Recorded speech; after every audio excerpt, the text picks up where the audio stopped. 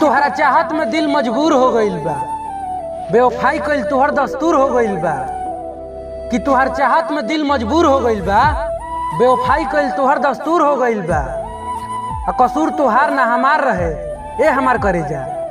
तोहके इतना प्यार दे देनी कि तुहरे अपने आप पर गुरूर हो गईल बा। पहिले कवन कसूर फोन काट देबेलू, पहिले करत रहू बात अब डांट देबेलू।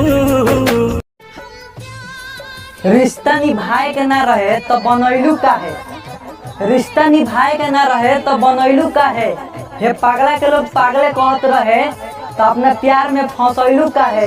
तू तो क्रिया खैले रहलू कि तारा के कबो ना बुलाएम, तो भोसड़ी वाली छोड़ के गइलू काहे।